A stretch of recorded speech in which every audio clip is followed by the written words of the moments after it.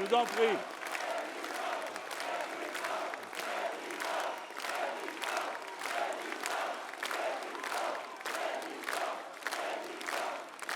Je vous en prie. Que ceux qui le peuvent s'assoient. J'espère que vous êtes bien installés. Je suis désolé pour ceux qui ne peuvent s'asseoir. Cette salle a été remplie, je crois, au maximum. Plus ne serait pas raisonnable. Enfin, pas pour moi, mais pour vous. Ah oui, c'est là qu'il y en a le plus debout, hein. C'est terrible. C'est que c'est long.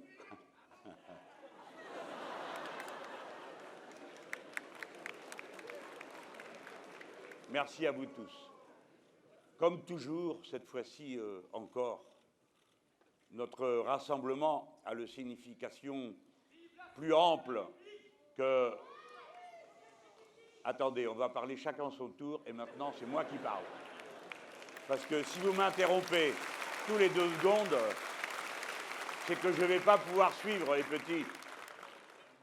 Qu'est-ce que j'étais en train de dire? Il m'a coupé l'idée. Vous là, vous suivez? Bon. Notre rassemblement a une signification politique. Et je suis attaché à le marquer chaque fois que je commence une de nos réunions. Nous ne sommes pas attroupés autour d'une personne.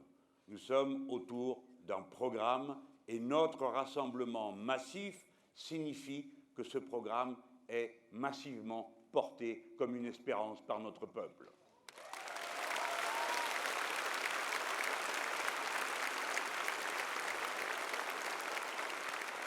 Je remercie les 160 volontaires qui se sont présentés pour porter l'organisation de cette réunion. Les 3000 personnes qui, pour une raison que j'ignore, au cours de la nuit dernière, enfin des 24 heures dernières, ont décidé de rejoindre les 350 000 qui déjà appuient ma candidature. Tout ceci, ce sont des marques d'un enthousiasme qui commence comme le printemps fait son chemin. On ne le voit pas, on ne le sait pas, et puis tout d'un coup, tchouf, il y a des bourgeons, et puis tout d'un coup, plouf, il y a des fleurs. Il fallait que les conditions s'en réunissent. Ailleurs, ça s'appelle le climat, ici, ça s'appelle la politique. Et la condition numéro 1, c'était que se présente une volonté inflexible de prolonger dans le temps ce fil qui nous unit aux générations précédentes, qui à chacune des étapes, et parfois dans les malheurs les plus profonds, a conservé le chemin du progrès, de l'espérance d'un monde meilleur pour demain. Et si profonde que soit aujourd'hui l'apparente domination des maîtres du monde et des puissants de l'argent, il n'empêche, il y a nous, et alors le printemps viendra.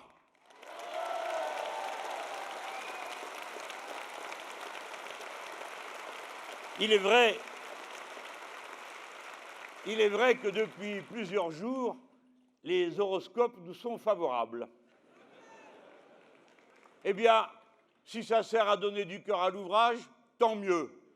Et il ne faut pas renoncer à l'enthousiasme qui nous saisit, à l'idée d'une victoire qui hier semblait impossible et aujourd'hui semble se rapprocher de nous.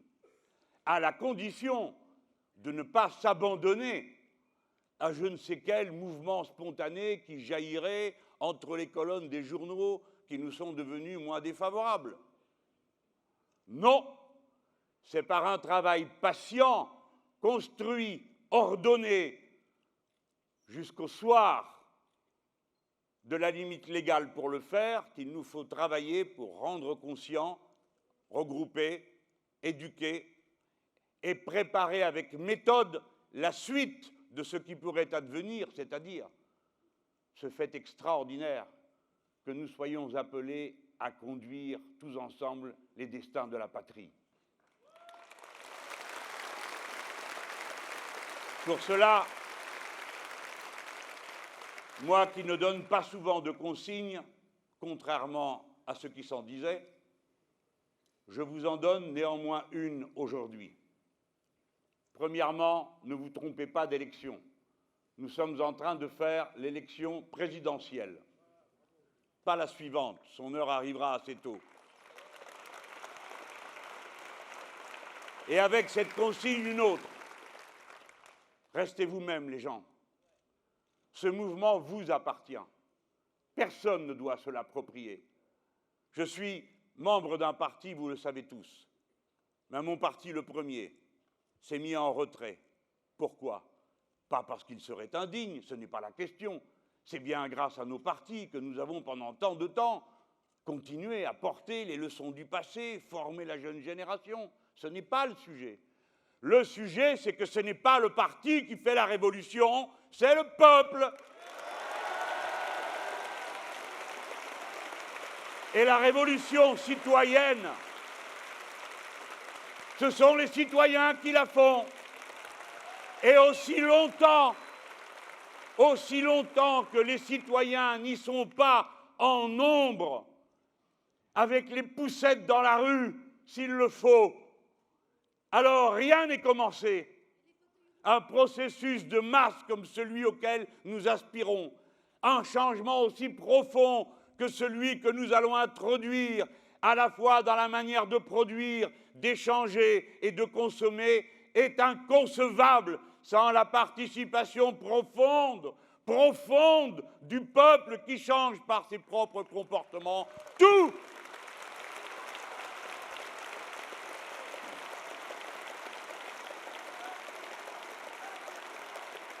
Alors,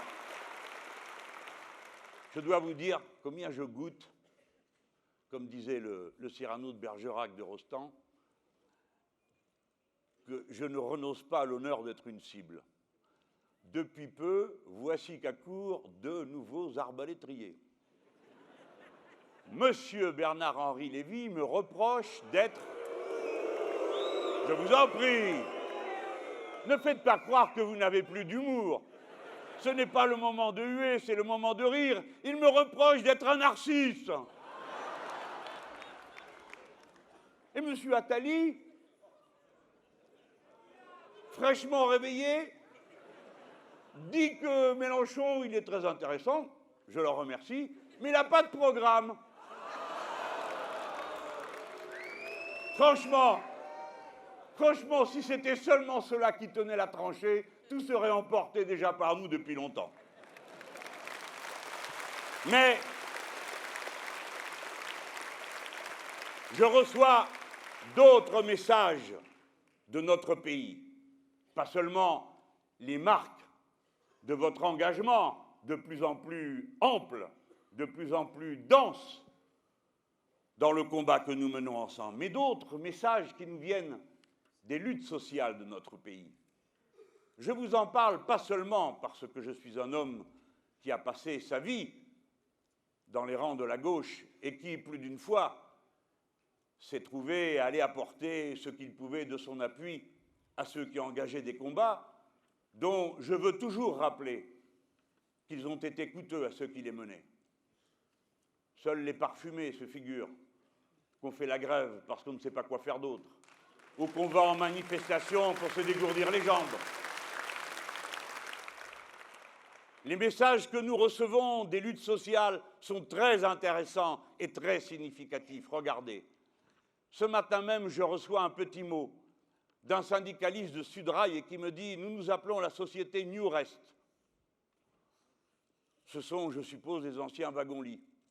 Ceux qui ont pris le train voient de quoi je parle. Eh bien, ils sont en grève depuis 5 jours. Ils demandent des augmentations de salaire. Les augmentations de salaire sont une revendication qui reviennent parce que les gens ont été tellement serrés à la gorge qu'ils sont prêts à perdre du salaire pour ne plus en perdre ensuite. Et ces gens me disent, nous demandons à être réintégrés dans la SNCF. Regardez que voilà 2 revendications qui ne sont pas seulement de résistance, mais de demande vers l'avant, vers autre chose que l'on veut voir naître. Eh bien, ceci est un signal de ce printemps dont je parlais il y a un instant. L'autre jour, j'étais à McDo, des braves gens, dont la plupart n'ont jamais d'horaire de travail complet, si bien qu'il leur faut vivre avec un salaire au SMIC, sans avoir la durée du temps de travail minimum. Ils vivent avec 750, 780 euros, ce qui est considéré par d'aucuns dans cette salle, j'en suis sûr, déjà comme une fortune, tant est grande la misère dans notre pays. Et ces gens ont décidé de réclamer 13 euros de l'heure. C'est un bon mot d'ordre, 13 euros de l'heure comme salaire minimum pour des gens qui galèrent et qui misèrent, mais font leur travail. Et ceux-là vont se retrouver le 5 avril prochain. À qui s'affrontent-ils? À des voyous, la société McDo qui ne paye aucun impôt dans notre pays, alors que nous sommes le deuxième centre d'accumulation du profit.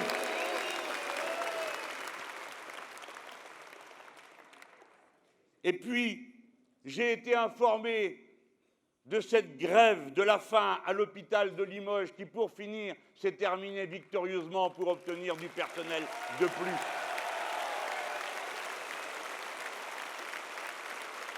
Vous avez entendu, dans chacune de ces luttes, il y a quelque chose qui dépasse les personnes qui y participent et qui n'est pas seulement, c'est déjà beaucoup, une revendication ponctuelle, sinon une aspiration à vivre autrement qui se traduit dans des mots d'ordre et dans des formes de combat. Regardez, il a fallu que ce soit un réseau de transport, RTE.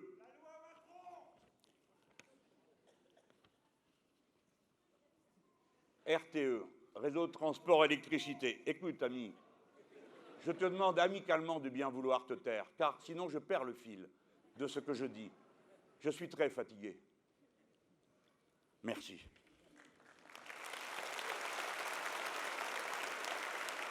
À RTE, vous dis-je, voilà où l'on avait organisé, dans une entreprise publique, la honte absolue, un référendum pour savoir si l'on allait allonger la durée de travail des techniciens. Et dans le style inimitable qui est celui des têtes d'œufs qui dirigent ce genre d'organisation, on faisait voter tout le monde. Alors, est-ce que vous êtes d'accord, les gens, vous, qui n'avez rien à voir avec le sujet, pour faire travailler davantage les techniciens? Ils étaient persuadés que l'affaire était dans la poche. Mais voilà qu'à 58%, tous les salariés de l'entreprise ont répondu non. Non. Mais c'était la première fois que l'on utilisait un référendum du type de ceux qu'ont prévu la loi El Khomri. Alors peut-être que ce sera la dernière, parce que si dans 3 semaines vous m'avez élu, la loi El Khomri sera abolie et ces référendums pourris avec.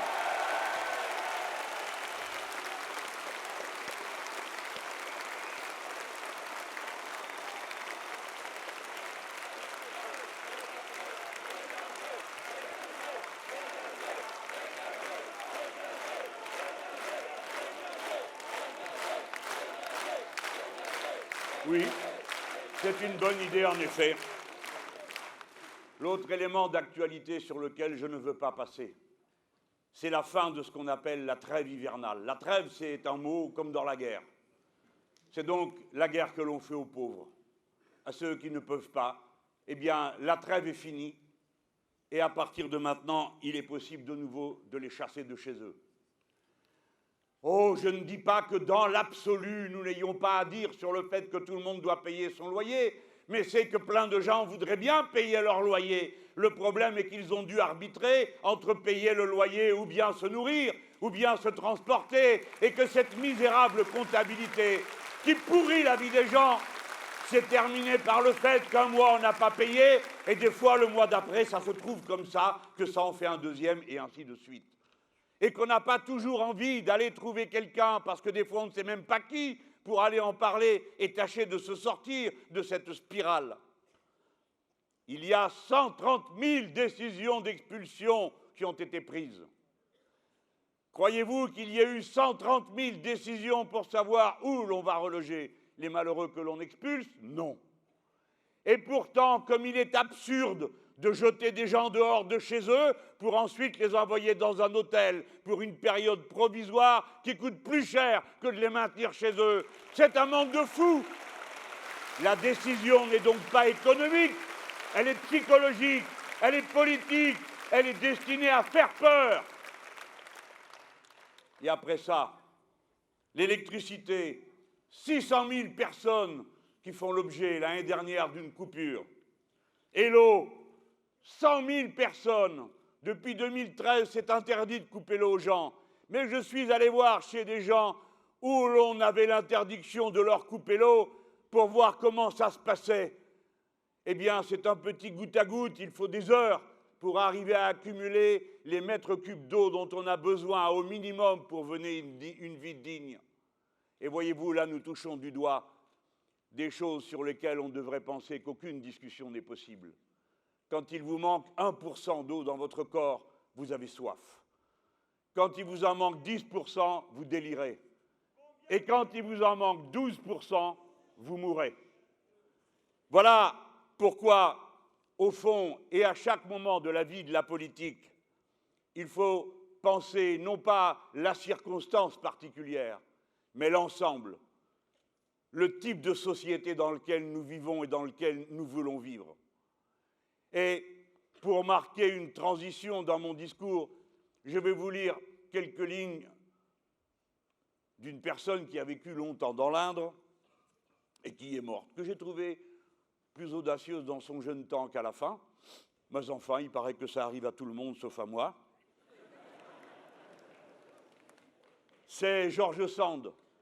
Eh? Bon, ben voilà, vous la connaissez. George Sand dit une chose qu'on pourrait dire aujourd'hui moins bien peut-être, alors on le lui fait dire. Il n'y a pas d'individu isolé dans l'humanité. Il y a des types qui sont tous frères les uns des autres et enfants du souverain type.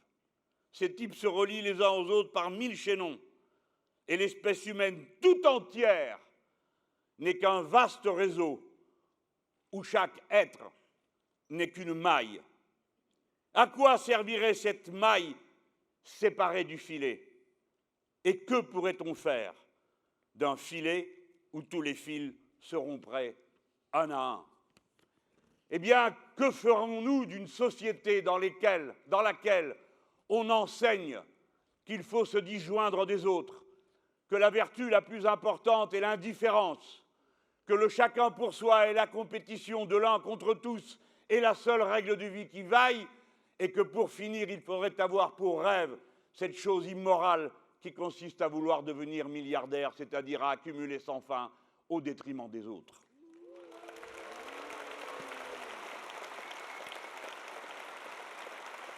La pensée qui anime le programme L'Humain d'abord en 2012, puis L'Avenir en commun cette fois-ci, cette continuité de travail dans le temps, dont j'invite M. Attali à prendre connaissance, comme l'ont déjà fait 260 000 personnes qui ont été l'achetées depuis le mois d'octobre dernier qu'il est paru. Ça doit être le début de l'hibernation de M. Attali. La pensée, c'est qu'il y a une politique des biens communs. Nous partons de l'idée qu'il n'y a qu'une humanité, une, indivisible, universelle, impliquée dans un écosystème, le seul qui rende possible la vie humaine et dont nous sommes tous comptables à travers chacun de nos gestes, de nos actes, de notre manière de produire et de consommer. Cette nouvelle conscience que nous avons dorénavant tous, y compris ceux qui, comme moi, dans le passé, croyaient que le progrès était exclusivement lié au progrès des forces productives, sans tenir compte du fait que l'harmonie avec la nature est la condition première de tout progrès quel qu'il soit. On ne peut rien prendre de plus que la nature ne reconstitue sans tout détruire. Cette conscience que les uns appelleront communiste, socialiste, que je nommerai humaniste, est nouvelle. Et c'est sur elle qu'est bâti le programme L'Avenir en commun. Elle part de l'idée qu'il y a des biens communs inaliénables qui nous appartiennent à tous et qui ne peuvent vivre, s'épanouir, se développer qu'à la condition qu'ils appartiennent à tous. Car dès lors qu'ils sont privatisés et accaparés par quelques-uns, ils manquent à tous et ceux qui manquent ensuite à chacun. Voilà le raisonnement. Les biens communs supérieurs, vous les connaissez. C'est le savoir qui, plus vous le partagez, plus il s'étend. Ce sont les arts et la culture qui sont les biens communs supérieurs, qui vous apprennent à devenir plus humains, mieux capables de comprendre et d'entendre les autres, et donc d'en recevoir la meilleure part qui se dit en vers, en littérature, en chanson, en musique, en sculpture, en peinture, et toutes ces langues que l'être humain parle pour décrire son environnement, son amour et ses sentiments. C'est, à côté de cela, les biens communs que je nommerais élémentaires, c'est-à-dire ceux qu'à l'instant j'évoquais en vous disant « sans eux, il n'y a plus rien », tout simplement. C'est la vie elle-même, pour commencer. La vie, monsieur Mélenchon, qu'est-ce que la vie vient faire là? Qui veut nous la convoquer? Qui veut nous la confisquer? Les mêmes, comme d'habitude. Ceux qui ont inventé qu'il serait possible de brevetabiliser le vivant, contre quoi nous opposerons une interdiction absolue. Le vivant est la propriété du vivant et de l'esprit capable d'en saisir l'auto-organisation. L'air, car voici qu'à son tour, sa pureté est disputée et que les uns ou les autres, nous vivons dorénavant dans des conditions différentes selon ce que nous respirons, et qu'il y a plusieurs milliers de gens chaque année qui meurent du fait des pollutions de l'atmosphère. À quoi nous répondons, comme vous le savez, par la fin du recours aux énergies carbonées et par le passage à 100% d'énergie renouvelable. Que nous disent ceux qui n'en veulent pas, ce qu'ils comptent faire. Il n'y a pas d'alternative au 100% renouvelable, sinon le suicide, comme le propose M. Trump, qui doute de la vérité de ces faits, ou comme le proposent ceux qui pensent que le diesel est une économie de l'avenir. L'eau, en quantité que l'on croyait illimitée, ne l'est pas, tant et si bien qu'aujourd'hui on peut établir une comptabilité de la réserve disponible et apercevoir le moment où elle viendra à manquer. Allons-nous attendre que ce moment ait lieu? Bien sûr, il est, semble-t-il, loin devant nous. Je veux dire, pas aussi près qu'on pourrait le craindre en ce moment où je vous parle.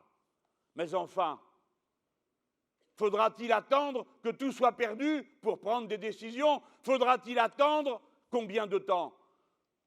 Combien de temps pour dire à nos compatriotes de Mayotte qu'ils ont droit d'avoir de l'eau potable dans chacune de leurs maisons, à nos compatriotes de la Guadeloupe, dont la moitié du réseau s'est effondré, qu'ils ont droit à avoir l'eau potable à la maison. Et nous tous, là,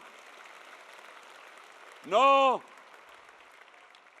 nous ne supportons pas la propriété privée de l'extraction et de la distribution de l'eau, car elle est fort mal gérée et la moitié s'en perd en route, ce qui est un gâchis incroyable. Bref, vous avez compris que sur chacun de ces biens communs que j'évoque, il existe au fond, là encore, deux possibilités d'organisation. Ou bien chacun pour soi, ou bien tous ensemble, ou bien seulement pour ma tribu, comme dirait la madame, ou bien tout par le marché, comme dirait le monsieur, ou bien tous ensemble, comme nous sommes en train de l'affirmer par notre présence massive.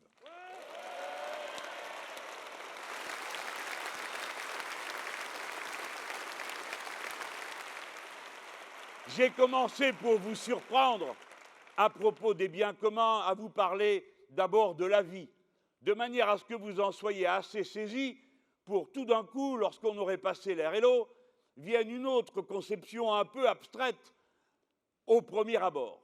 Parmi les biens communs fondamentaux, il en est un qui mérite une attention toute particulière. Elle s'impose moins à l'évidence, semble-t-il. Mais dès que j'aurai dit son nom, vous serez d'accord, j'en suis sûr, pour dire « c'est un bien commun indépassable ». Il s'agit de la santé, mes amis. C'est-à-dire cet ensemble de faits qui fait que vous êtes en capacité de jouir de l'existence dans tout ce qu'elle peut vous apporter. La santé est devenue une question de premier plan.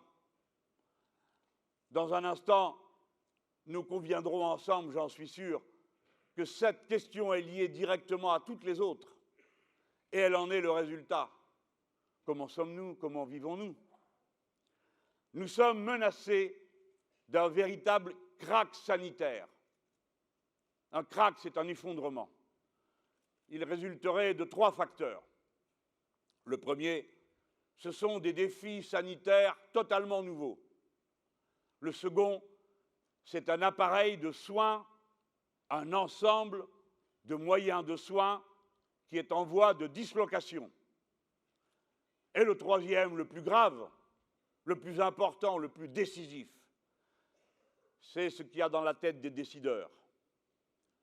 Une vision absolument absurde, mercantile, entrepreneuriale, comme ils disent, pour se gargariser avec des mots dont ils ne savent plus très bien ce qu'ils veulent dire, mais qui font si bien au goûter de la marquise.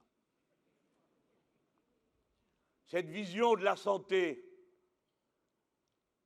nous rend incapables de répondre à ce que nous voyons se lever devant nous. D'abord, le déchaînement de nouvelles épidémies.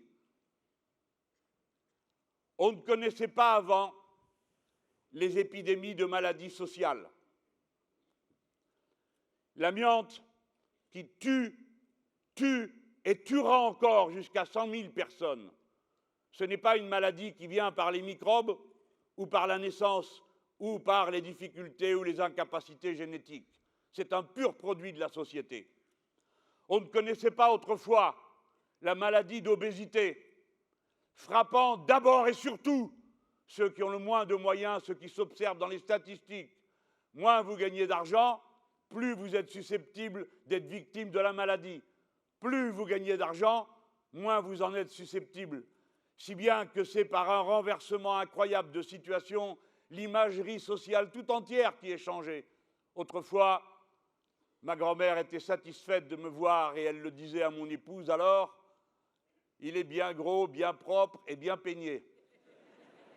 Je crois que le plus important est qu'il lui semblait que j'étais bien gros, ce qui n'était déjà pas vrai. Mais vous me comprenez. Aujourd'hui, les signes sociaux d'apparence, vous le savez, se sont renversés. La maladie d'obésité est directement liée à la malbouffe. Et c'est pourquoi elle frappe ceux qui ont le moins. L'amiante, vous ai-je dit, tuera 100 000 personnes encore. Il y a une progression de 70% des cancers liés à la profession. Ça, ce sont les maladies sociales. Et je ne vous dis rien de ceux qu'on évalue que progressivement, 1200 personnes chaque année meurent du travail. Non seulement les 500 qui meurent à leur poste de travail, dans l'acte de travail, mais ceux qui meurent des maladies professionnelles qui les ont tués à petit feu. Les morts dont vous n'entendez jamais parler alors que le premier devoir des décideurs serait de courir sus à la rescousse et de se demander pourquoi ils sont morts et comment faire en sorte qu'il n'y en ait pas davantage l'année suivante et encore moins l'année suivante, au lieu de laisser faire sans punir, sans châtier, sans monter au créneau pour mettre en avant les moyens qui permettent que cette cycle infernale soit renversée. Il y a les maladies environnementales, elles aussi, elles sont nouvelles. 80% des cancers sont considérés comme résultant de l'environnement.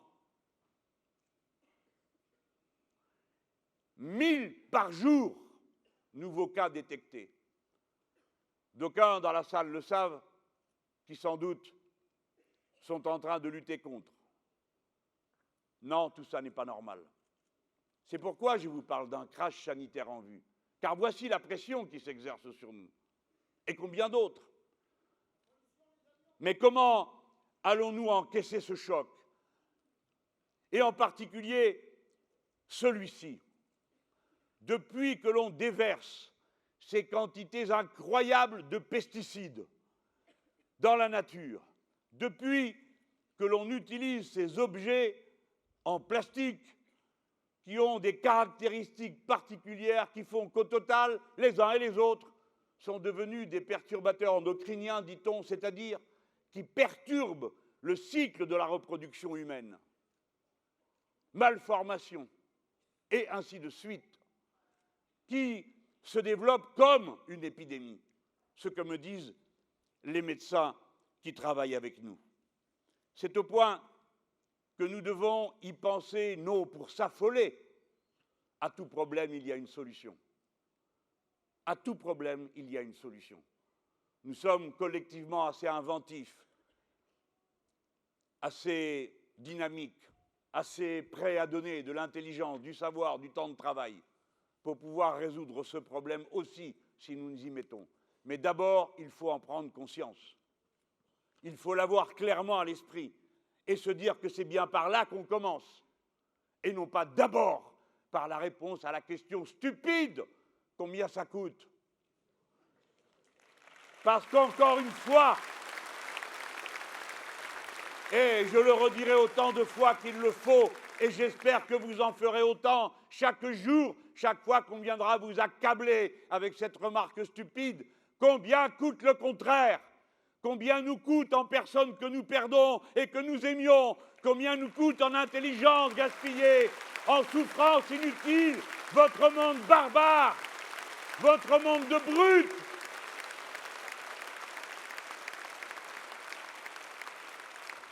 Ces difficultés que rencontre la santé de tout un chacun, et à l'horizon, ce que je viens de vous dire sur les capacités reproductives. Le toxicologue André Cicolella a eu une belle phrase que je vous lis de manière à ce que toute l'autorité de son savoir scientifique vienne à cet instant au secours de ma thèse. Il dit « C'est la 4e crise écologique. Au même titre que le réchauffement climatique. » J'espère que vous avez compris que c'est commencé les changements. Il y en a qui disent que non, mais ils sont fous. Et clairement, de tels responsables ne méritent pas de l'être longtemps, car cela veut dire qu'ils nous abandonnent aux aléas de ce changement et des événements extrêmes qui en résultent. La chute de la biodiversité, on parle d'une 6e extinction, et l'épuisement des ressources naturelles, qui non seulement soulignent le caractère absurde d'un mode de développement qui les gaspille et les prend sans retenue, et pour finir, afin d'en acquérir encore davantage, détruit chaque jour un peu plus, ici ou là, se réjouit de la fonte des glaces parce qu'elle libère des espaces dans lesquels ils espèrent trouver ce qui leur manque pour continuer à faire fondre ce qu'il y a de glace. Et ainsi de suite. Bref, c'est la 4e crise écologique. C'est le volet santé de l'Anthropocène. L'Anthropocène, pour ceux qui ne le savent pas, je m'en vais vous le résumer en quelques mots pour que vous le mettiez dans votre vocabulaire politique. Tous ceux qui sont allés à l'école se souviennent plus ou moins qu'on a établi des noms pour les différents âges de la planète. La planète, comme elle est là depuis des milliards, hein, elle n'a pas toujours été pareille. Alors, tantôt, il n'y avait pas de montagne, puis ensuite, il y en a. La mer était là, la blala, bon, et ainsi de suite. Des animaux s'y trouvaient, ils ont disparu, et ils ont laissé des traces. Et voilà que les scientifiques se disent « nous sommes en train d'entrer dans une toute nouvelle ère ». Cette ère, c'est celle où l'être humain, ce singe nu, sans poil, ou à peu près, ça dépend de qui c'est, eh bien, cette créature si chétive transporte plus de gravats, de sable, de terre, que tous les éléments de la nature réunis. Et donc, puisqu'il est capable de changer la composition de l'air, on ne le sait que trop, puisque le changement climatique en est le résultat, il a aussi été capable de produire des choses qui n'existaient pas auparavant et qu'on va retrouver dans 20 000 ans, comme une espèce de toute petite fine couche qui fera le tour du monde. Et dans cette couche, on trouvera du plastique, parce qu'il n'y en avait pas avant, et que la nature n'en a jamais produit, et du plastique, il y en a maintenant partout. Et on trouvera aussi des déchets nucléaires, ceux des expériences, ceux des guerres et ceux qu'on aura laissés traîner de tous les côtés. Eh bien, l'Anthropocène, c'est cette période de l'âge de la planète, une ère a le nom que porte cet âge de la planète, à l'époque où l'homme modifie la planète elle-même, sa composition géologique. Anthropos veut dire l'homme, Anthropocène, période de l'homme. L'homme au sens être humain, cela s'entend. C'est un phénomène entièrement et radicalement politique. Ce n'est pas seulement parce que nous sommes des êtres humains que nous modifions tout. C'est parce que nous sommes des êtres humains organisés dans un mode de production, d'échange et de consommation particulier, sous l'égide d'un modèle spécial d'accumulation qui s'appelle le capitalisme, que nous saccageons tout autour de nous, pour la raison qu'il n'y a pas d'intérêt général dans le capitalisme.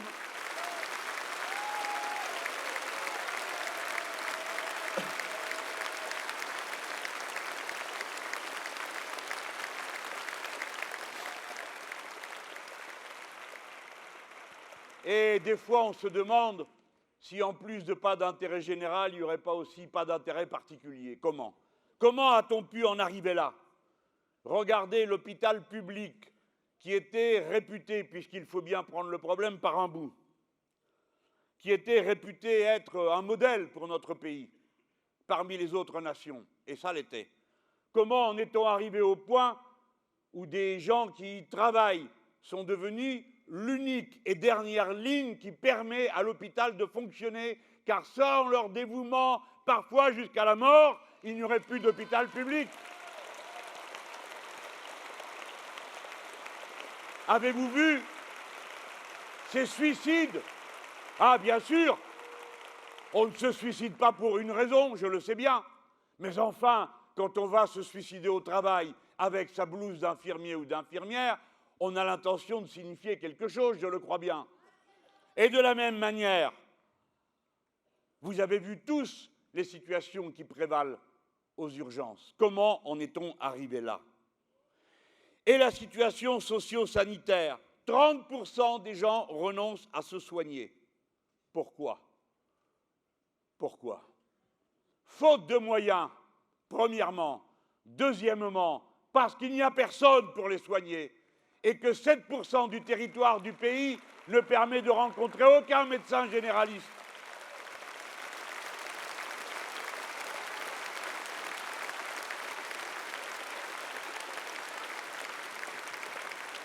Il faut bien raisonner à partir d'un bout. Alors je remonte la file des événements pour essayer de vous montrer comment nous y répondrions, et je terminerai par le cas général. Il me semble que c'est une démarche qui permet de mieux fixer les idées. Les gens ne se soignent pas. Pourquoi? Parce que faute d'argent. Comment y répond-on? Ce qui vous reste à payer une fois que la Sécu est passée, qui a réduit son taux de remboursement à 50% pour les soins courants, dans bien des cas. Le reste, vous le payez quand vous pouvez avec des complémentaires. Les complémentaires, ce n'est pas le règne de la solidarité. Ce n'est pas le fonctionnement de la belle maxime de la sécurité sociale que nos anciens ont mis en place après la guerre de libération contre les nazis. C'est-à-dire, chacun donne selon ses moyens, mais chacun reçoit selon ses besoins. Que vous soyez riche ou pauvre, quelle que soit la maladie, elle sera traitée jusqu'au bout. Et tous les autres qui mettront pour vous aider à en sortir. Ce n'est pas le régime des complémentaires. Les plus jeunes ne savent pas encore cette histoire-là, mais bientôt ils vont la connaître. Les complémentaires, plus vous avancez en âge et que plus vous avez besoin de soins, et c'est justement là que ça coûte le plus cher, donc que vous êtes invité à ne pas en prendre. Eh bien ça, je vous le dis, dans notre programme, c'est terminé. La sécurité sociale doit rembourser le 100% de la dépense de santé. Attention, méfiez-vous des imitations. J'ai entendu à plusieurs reprises, tel Béjaune et l'autre, dire eux aussi qu'ils allaient rembourser à 100%. Ça tombe bien avec l'argent de qui? Le vôtre. puisqu'il demande, pour ce qui est de M. Fillon, qui avait d'abord annoncé que vous ne seriez plus soigné, a dû se rendre compte en cours de route que ça n'aidait pas à être élu, dans un pays qui a quand même un peu de culture, et surtout quand il s'avançait, flanqué dans des plus grands patrons de compagnies d'assurance, tout le monde a quand même vu à quoi il voulait arriver. Ça tombe bien, c'était bien ce qu'il comptait faire. Entre-temps, il a corrigé la copie, mais on ne comprend plus rien. Et quand on ne comprend plus rien, c'est qu'il y a un problème. C'est que volontairement, c'est fait pour qu'on ne comprenne pas. Voilà qu'il dit que le 100%, ça se paiera après une discussion. Et exactement, qu'il dégage, c'est une très bonne idée.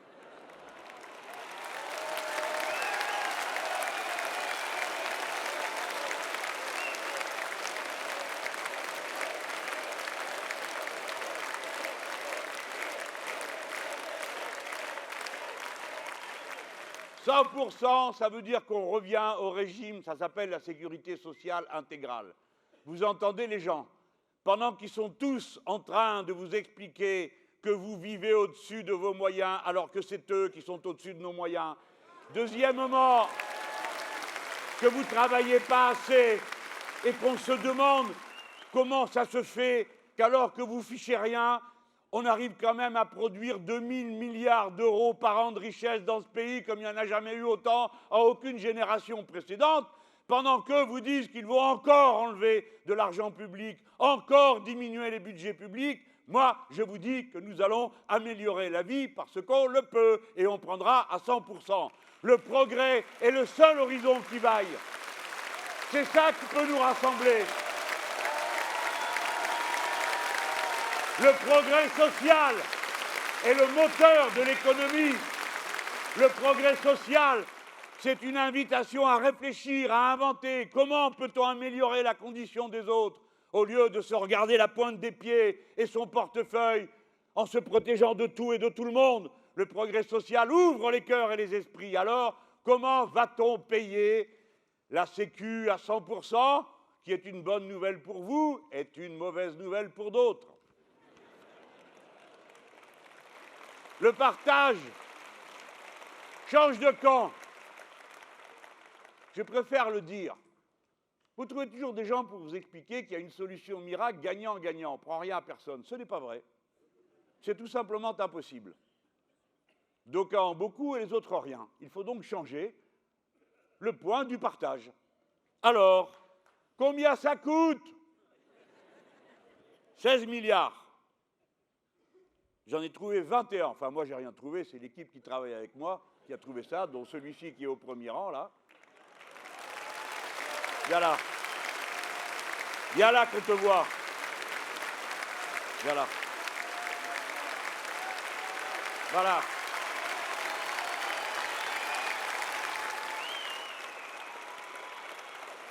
Je vous le montre parce qu'on m'a dit 50 fois que j'étais un homme seul, parce que je n'étais pas entouré des belles personnes qu'on a l'habitude de voir. Eh bien, figurez-vous que je préfère être seul avec lui et quelques autres que mal accompagné. Ce qui a été prouvé récemment. Ne doutez pas une seconde de ça.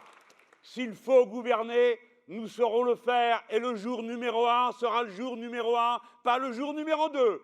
Dès le premier jour, il y aura l'équipe qu'il faut. Ah, bien sûr, ce ne sont pas les visages que vous avez l'habitude de voir. C'est vrai que beaucoup d'entre eux sont très jeunes.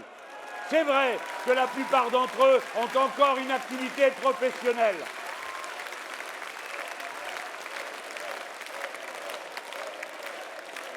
Alors, pour faire 100%, premièrement, nous supprimerons les dépassements d'honoraires chez les médecins.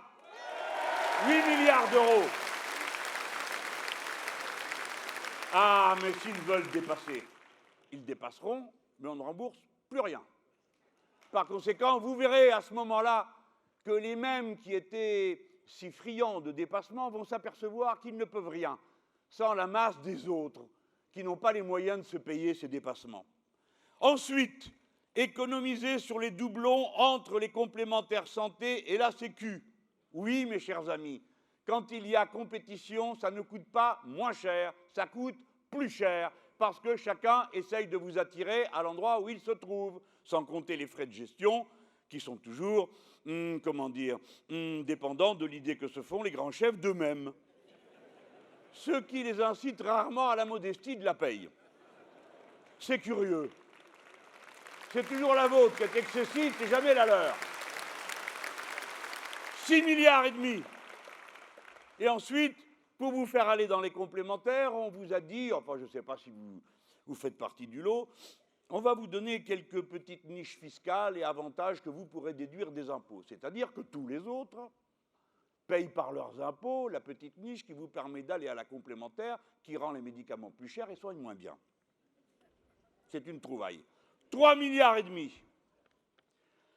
Baisser le prix des médicaments par une gestion plus efficace, dans un instant il en sera encore question, 3 milliards.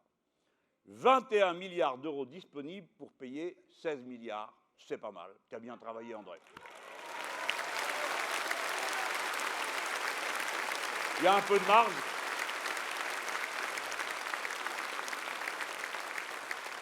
Voilà comment je réponds. Si vous avez une meilleure réponse, personne ne doit hésiter à venir nous la suggérer. Mais si vous partez de l'idée que tout le monde a le droit d'être soigné et d'être bien soigné, alors voilà une réponse. Voilà une réponse chiffrée, précise. Montrez-moi où nous nous sommes trompés. D'autres sont passés sur nos chiffres. Vous savez pas quoi, la rigolade? Ils trouvent plus que ce que nous-mêmes on a trouvé. Alors, c'est que ça marche. Deuxièmement, pourquoi les gens ne se soignent pas? J'ai dit tout à l'heure, parce qu'ils ne savent pas où aller. Résultat, ils vont tous au même endroit, les urgences, et ce n'est pas la porte à côté. Je veux dire que pour ce qui est des urgences, il vaut mieux pas que ça urge de trop. Ben, y en a quelques-unes qui en ont eu des idées, hein. Bon, c'est pas de la faute de ceux qui sont là, les soignants. C'est que comme il n'y a rien d'autre, tout le monde arrive là, et tout le monde arrive là pêle-mêle. Pêle-mêle, c'est-à-dire que vous avez la chose très urgente, la moins urgente, il faut trier. Et vous avez des professionnels qui ont ce travail qui ne les amuse guère de trier en fonction d'importance, alors que tout est important pour quelqu'un qui soigne. Tout problème est important, toute personne est importante.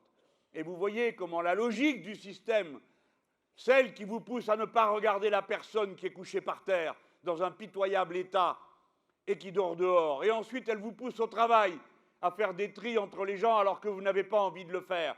Ce système est intrinsèquement pervers et mauvais parce qu'il pousse les êtres humains les uns contre les autres. Sa morale est insupportable. Alors, une des manières de faire consiste à faire en sorte que vous ayez des interlocuteurs. Comment le faire? On a dit qu'il faut inciter les médecins à aller à la campagne. Oui. Eh bien, ça n'a pas donné beaucoup de résultats. Pourtant, on leur a proposé. Pourquoi? Mais parce qu'ils sont comme tout le monde. Si on leur dit que le mieux, c'est d'accumuler sans fin, ils vont essayer. Et puis surtout, ils ont envie d'avoir une vie normale. 10 ans d'études pour être médecin. Alors, vous allez aller dans un coin où il n'y a plus ni le train, ni la poste, ni ci, ni là, ni rien du tout, ni même l'hôpital. Parce que le médecin aussi tombe malade de temps à autre. Alors, celui-là, il fait comme les autres. Comme on leur a rendu la vie invivable, ils s'en vont. C'est ça la logique de la métropolisation, des énormes territoires, des nouvelles régions absolument absurdes, où un habitant de Guéret, tout d'un coup, est appelé à se demander quel plan régional va lui convenir à lui et à l'habitant de Biarritz. Eh bien oui, il y en a un de plan, ça s'appelle le plan national, ça s'appelle la France, mais appelez pas ça une région, enfin. De même pour la santé. Il faut relocaliser tout ce qu'on peut, tant qu'on peut. Je ne dis pas qu'on arrivera d'un seul coup à tout, mais relocaliser, c'est se donner la bonne direction de travail. Mais mes amis, c'est exactement l'inverse de ce qui s'organise. Ce qui s'organise, c'est une concentration toujours plus grande, toujours plus dense vers des métropoles et vider le reste de population de façon à ce qu'on ait sous la main les consommateurs dont on a besoin et qui puissent le plus rapidement possible se trouver près des rayons de distribution et d'achat. Voilà leur logique de vie. Voilà pourquoi ils ont tout détruit. Relocaliser. Alors, comment on s'y prend? Si vous comptez que ça va s'arranger par des incitations, vous vous trompez totalement. C'est absolument impossible, et déjà pour une raison. C'est que la façon de recruter les médecins est devenue folle. Le numerus clausus, beaucoup d'entre vous ne savent pas ce que c'est, je vous explique. Au bout de la première année, il y a un concours pour savoir si vous allez continuer. Donc, si vous avez commencé, vous dépendez du concours et du nombre de places qu'il y a. Si bien qu'avant, on avait son bac et puis on allait à l'université, c'est ce que mes parents ont fait pour moi, et combien parmi vous l'ont fait pour leurs enfants, ce qui n'était pas simple financièrement, et ne l'est toujours pas aujourd'hui. Et alors l'enfant va, et on est tellement heureux de savoir qu'il a choisi une voie où l'on pense qu'il va réussir, parce qu'il a bien travaillé à l'école dans le secondaire, et qu'il avait des bons résultats. Curieusement, il faut être très bon en maths, en physique et en chimie, mais pourquoi pas pour faire de la médecine, où il y a quand même pas mal d'os et d'organes divers. Mais bon, moi je suis un littéraire, je ne vais pas me risquer à apporter des appréciations sur les cursus. Bon, c'est pour vous faire sourire. Mais ce qui va moins vous faire sourire, c'est que nos mômes maintenant, ils ne peuvent pas aller directement à la première année de médecine. Ils sont obligés de faire une année de préparation, parce que pour le reste, je ne vous décris pas comment ça se passe et qui c'est qui finit par avoir le dernier mot au concours. En tout cas, un garçon ou une fille qui arrive et qui n'a pas fait l'année de prépa, on dit mériterait de faire plus d'efforts. Mais on ne peut pas, nous. Et combien sont éliminés de cette carrière? Qui d'abord? Les enfants du peuple, ceux qui n'ont pas les moyens de passer autant de temps d'abord libre à étudier du matin au soir sans travailler. Il en est de la médecine comme du reste. Il faut que le peuple et ses enfants y aient leur place. Cela suffit que cela soit capté par une catégorie sociale, si généreuse que puissent être parfois les membres qui la composent. Ce n'est pas le sujet. Nous allons donc supprimer ce numerus clausus absurde et commencer à recruter par dizaines et dizaines des médecins, femmes et hommes. Ce n'est pas tout. À ceux qui le voudront. Et pour le coup, à qui peut-être on fera passer peut-être un examen pour être bien sûr qu'ils sont dans la bonne branche. J'ai dit un examen, pas un concours, on regarde. Et cela, mes amis, on fera ce qu'on faisait autrefois avec les instituteurs. Les instituteurs, on pouvait devenir instituteur ou institutrice très tôt, commencer dans la carrière. Pourquoi? Parce qu'on allait à l'école normale départementale et qu'on y recevait une paye. Si bien que la famille y trouvait son compte, parce que le jeune ramenait des sous à la maison, ce qui est un problème qui existe toujours aujourd'hui au moment du choix des études.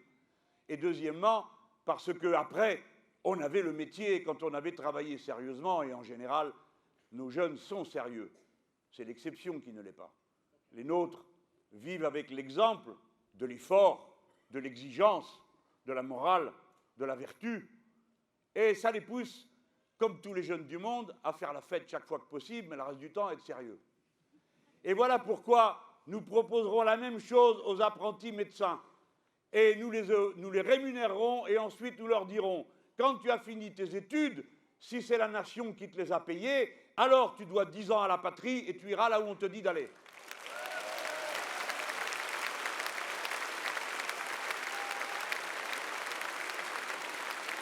Eh bien, ils iront.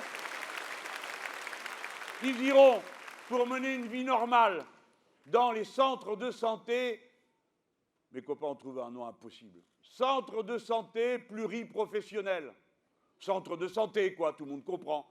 Où il y a un peu de tous les métiers de la santé, pour que vous ne soyez pas obligés de faire des kilomètres à la ronde pour trouver une solution à vos problèmes. Et dès lors que vous aurez ces centres de santé, avec ces jeunes gens qui sont là et qui auront donc une vie normale, parce qu'il ne faut pas se raconter d'histoire, de même qu'on ne peut plus demander aujourd'hui à un jeune d'aller faire paysan dans les conditions dans lesquelles les paysans l'ont fait pendant plusieurs générations, vous n'allez pas raconter à un jeune qui va aller faire médecin en étant mobilisable 24 heures sur 24 toute l'année, hein, et c'est pas possible.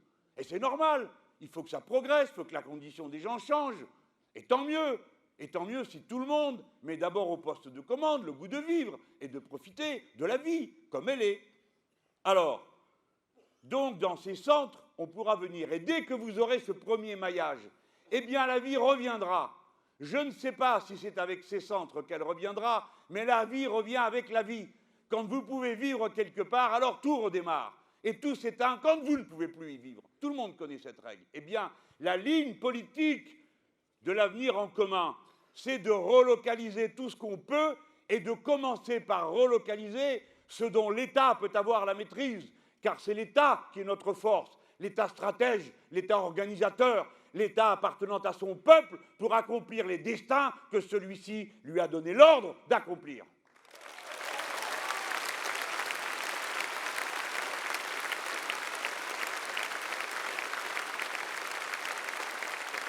Tout à l'heure, j'ai évoqué, je veux que ce procès soit mené devant vous jusqu'au bout. Tout à l'heure, j'ai évoqué la pensée absurde de ceux qui prétendent organiser l'hôpital comme une entreprise. Ce qui prouve bien que nombre d'entre eux n'y ont jamais mis les pieds dans une entreprise. Car ils sauraient que les règles qui y prévalent n'ont rien à voir avec celles qu'on peut mettre en œuvre pour s'occuper de gens en extrême détresse, parce que quand on est malade et qu'on est à l'hôpital, ce n'est pas le moment où on est le plus flambard, tout le monde le sait. Mais regardez ces inventions tordues, d'esprits dérangés, qui, n'ayant rien vu du tout, ne voient que la partie, et la gèrent à propos de malades, comme ils feraient avec une collection de pots de confiture, ou de sacs à clous, ou que sais-je encore. Ils ont inventé pour surveiller tout le monde, car comme vous le savez, le libéralisme, c'est la liberté, tandis que nous, c'est l'oppression. Le libéralisme, c'est la liberté de remplir du matin au soir des papiers pour vérifier que vous avez bien fait ce qui était prévu. Il y a des tas de gens qui passent un temps considérable à remplir des papiers et à marquer des croix et des colonnes dans toutes sortes de formulaires. Et qui aimeraient mieux faire leur métier que de faire ça. La bureaucratie libérale, le contrôle permanent, la surveillance jusqu'au détail. Et à la maison, où vous revenez, ballot que vous êtes, avec votre ordinateur sous le bras, et que l'autre, il sait tout, et où vous êtes, et dans quelle pièce, et qu'est-ce que... Parce qu'en plus, il vous a mis un truc, là, le compteur Schmoll, là. Hein, ah ben voilà. Ah ah, il a mis en route la machine à laver. Ah ben dis donc, elle n'est pas neuve. Et ainsi de suite. Et ainsi de suite. Ce contrôle permanent, c'est eux qui l'ont inventé, qui passent leur temps à nous reprocher à nous d'être les ennemis d'une liberté dont on se demande à la fin à quoi elle va être réduite. Bon. Pourquoi je vous parle de tout ça? Pour leurs inventions. Donc on amène quelqu'un à l'hôpital. Le médecin, les gens qui s'en occupent, entre deux coltages de papier, de ce qu'ils ont fait la veille, font l'objet d'une surveillance. Ça s'appelle la tarification à l'activité, T2A. Vous savez ce que c'est? Allez, faut débiter. Il est réparé? Oui, à peu près. Bah quand même, non. Ah ben si. Comment si? Ah ben parce que c'est marqué. Durée moyenne de séjour, deuxième invention de technocrate. Eh ben ça va aller, allez, oh. Vous vous écoutez trop, pouf, dehors. Alors des fois, ah non, c'est pas la bonne idée. Elle va revenir, ça va être pire. Eh ben ça fera de la T2A. Roule bouboule, dehors, au suivant. Et les gens qui font ça, le personnel de santé, il en est malade de faire ça. Il ne veut pas faire ça. Ça ne lui plaît pas. Et vous savez pourquoi? Parce que les personnels de santé savent une chose qui est un secret décisif. C'est qu'un malade est une personne et pas une maladie.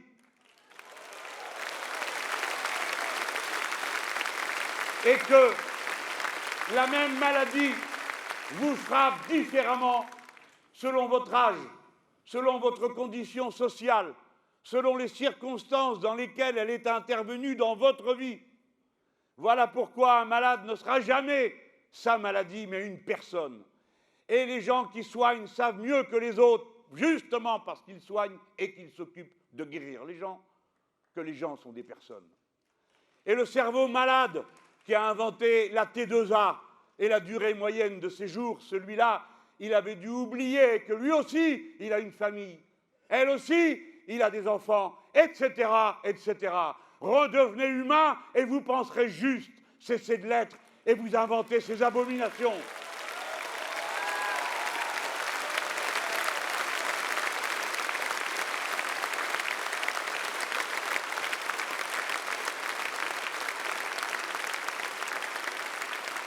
La santé, le mot numéro 1 de notre action après ce que je vous ai déjà dit sur les solutions concrètes, c'est d'abord une vision globale. Le maître mot sera la prévention. La prévention, ça touche d'abord le contexte social. Quand on dit qu'on va travailler 35 heures et que le reste sera payé en heures supplémentaires suffisamment cher pour que cela dissuade d'en faire et que cela pousse à l'embauche, on s'occupe de moins user les gens au travail. Et moins on les use, et meilleure sera leur santé. Et plus significative sera leur durée de vie, et leur durée de vie en bonne santé. Quand je vous dis que nous allons faire 100% bio à la cantine qui par-dessus le marché sera gratuite pour que tous nos gosses mangent et mangent bien, nous faisons une politique de santé en même temps qu'une politique de relocalisation. Dans cette politique, le contexte environnemental, le contexte social doit être traité comme un tout. Quiconque s'est une fois dans sa vie hasardé à aller parler dans les anciens bassins d'emploi industriels saura à quel point c'est un tout.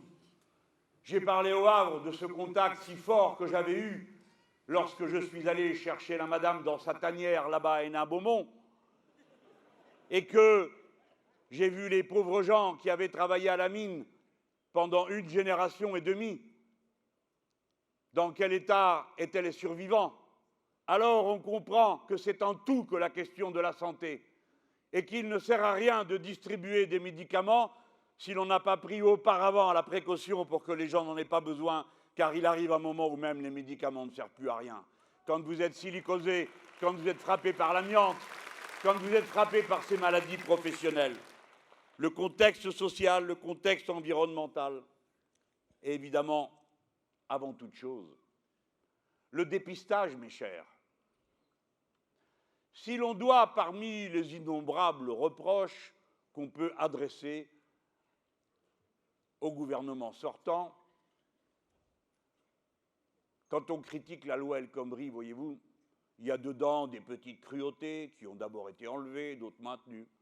Parmi les petites cruautés, il y avait, je ne sais pas qui avait pensé à supprimer les jours de congé qui vous sont donnés quand vous perdez un proche.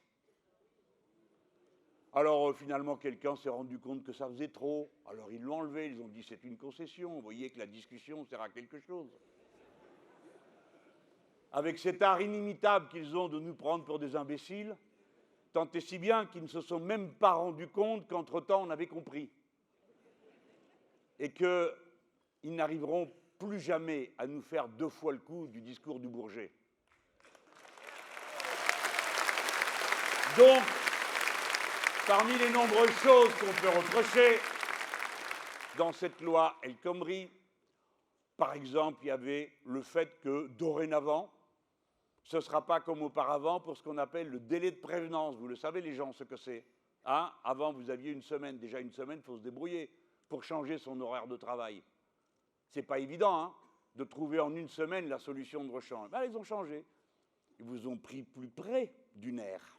3 jours. Va changer ta vie. Va changer l'organisation de ta vie.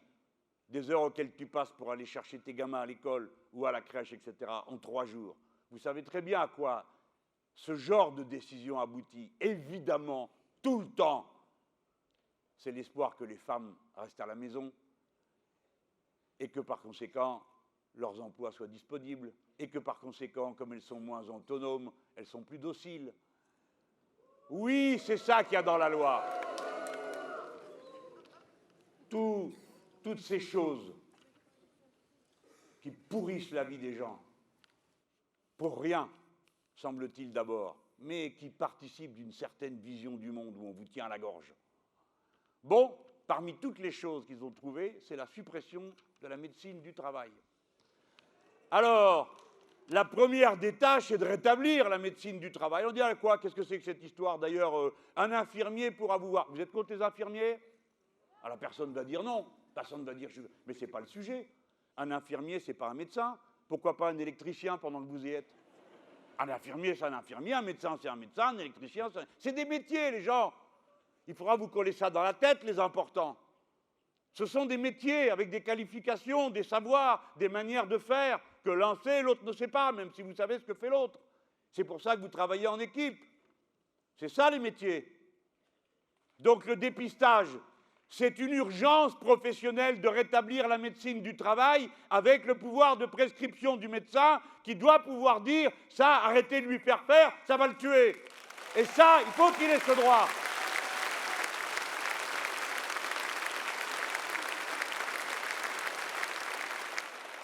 Eh bien, eux, ils ne pensent pas ça. Ils ont pensé que c'était bien comme c'était même trop. Il y a 2000 médecins du travail de moins en 2014 par rapport à 2002. 2000 médecins du travail de moins. Il n'y a plus que 5000 médecins du travail. Un médecin du travail pour 4600 salariés. Voilà. Vous comprenez? C'est pas si dur que ça d'empêcher les gens de se rendre malades. C'est pas si dur que ça de s'apercevoir à temps pour les soigner à temps, à condition qu'ils puissent trouver où se soigner et être sûrs qu'ils peuvent se payer ces soins. Vous le voyez, c'est une organisation. Et pour que ça fonctionne, il faut évidemment partager la richesse différemment. Mais ça va, on en laisse de beaux restes. Hein. Vous avez vu les cris qui poussent? Quand je dis au-delà de 400 000, on prend tout. Bon, j'ai dit on prend tout. Bon, les copains me disent non, ça on ne peut pas. C'est pas constitutionnel, on ne peut pas tout prendre. Ah bon, combien alors? 90%, c'est bien. 10%. Mais c'est sur la dernière tranche, les amis. La dernière tranche. Ça leur laisse 30 000 euros par mois. Ça va, quoi? Ça va, non? Alors, ils poussent des cris. Ah là là! Et même parmi vous, il y en a qui viennent me faire la sonde. T'exagères, il ne faudrait pas dire ça. Bon, pourquoi? Pourquoi je ne vais pas le dire? Parce que quoi? C'est 0,05% des contribuables de ce pays. Tout d'un coup, il y a plus de pitié pour les très riches que pour les pauvres, parce qu'il y en a partout. Et les riches, tu ne les vois jamais. Tu n'es pas au même endroit qu'eux. Je plaisante. Mais je vous le dis quand même pour que vous l'entendiez. Et que vous-même, vous vous moquiez de ceux, vous savez, qui finissent par être impressionnés par les pleurnicheries des autres. C'est comme ceux qui voient arriver M. Gattaz. Rien que de le voir, vous êtes désespérés. Il est là avec sa sébile. Encore un peu. Alors il met 1 million d'emplois, 2 millions de gens contents, je sais pas quoi, n'importe quoi. Du moment qu'on lui en donne encore et encore, le principal organe de cet homme, c'est la glande lacrymale.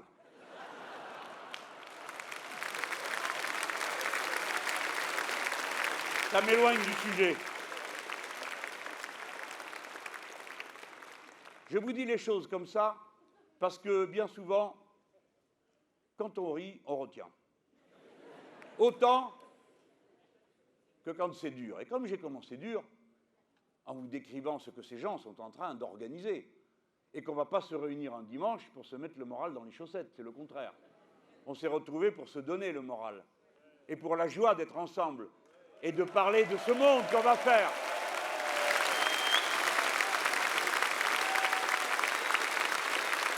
Allez, respirez un bon coup, parce qu'on revient sur des choses moins drôles. J'ai parlé du dépistage, je vous ai parlé du travail, mais moi, autre chose qui me chagrine encore plus, c'est la question de la médecine scolaire. Parce que vous voyez, il faut prendre ça au sérieux. Les minots, c'est la suite. Et nos petits, si on s'en aperçoit à temps qu'il y a un problème ou un autre, on va le régler. Et ensuite, ça ne sera pas un poids sur sa vie tout entière. Chacun d'entre nous se dit ça pour ses enfants. Et on se le dit aussi pour les enfants des autres, parce que les nôtres finiront un jour par les rencontrer. Hein. Et on sait bien comment ça finit, si j'ose dire. Hein? Bon, bah ouais. On gagne toujours à réfléchir grand que petit. Et là, ça ne va pas du tout. Un médecin scolaire pour 8000 élèves. Un infirmier scolaire pour 1700 élèves. 70% des visites obligatoires ne sont pas assurées. 70%, entre 6 et 12 ans. Est-ce que ce n'est pas se mettre soi-même dans une situation absurde? Est-ce que ces enfants, quels qu'ils soient, ne sont pas nos enfants à tous? Est-ce que ce n'est pas notre peuple nouveau qui est là dans nos écoles? Écoutez, combien aurait eu une vie différente si on avait capté à temps telle ou telle petite situation de handicap qui devient grand avec le temps, si on n'y pourvoit pas à temps? Et puis la prévention, à cet âge-là, c'est le moyen de s'assurer de la suite. Bon, dépistage, maillage du terrain, à fond, comme je vous l'ai dit tout à l'heure. Et puis, une autre chose qui s'appelle la démocratisation de la santé. Moi, je n'aime pas ces agences régionales de santé avec les directorissimes qui pullulent. Qu'est-ce qu'ils ont fait, cela? Ils disent qu'ils ont mis les comptes d'aplomb. Lesquels comptes? Lesquels comptes? Pas ceux de la société, hein, ça va plus mal. Je vais raconter tout à l'heure. Bon, vous m'avez compris. Eh bien, nous avons pensé à quelque chose qui serait un maillage plus fin du territoire. Ce serait des unités de santé par quartier. Vous voyez, autrefois, il y a déjà un bon moment, j'étais conseiller général. Et dans mon canton, c'était une demi-ville, c'est étrange, mais c'est comme ça, il y avait un secteur de la protection maternelle et infantile. Aujourd'hui, tout ça a été nettoyé. Il y avait un secteur de la psychiatrie, c'est-à-dire que quand quelqu'un tournait par rond, eh ben, on pouvait l'aider et on savait où l'emmener. On ne lui disait pas, viens, monte dans la voiture, on s'en va à 90 km ou à 100 km pendant 2 heures, quelqu'un qui est un peu perché ou qui n'est pas très bien. Bon, vous me comprenez, je vous raconte des choses qui sont dans la vie. Hein, bon.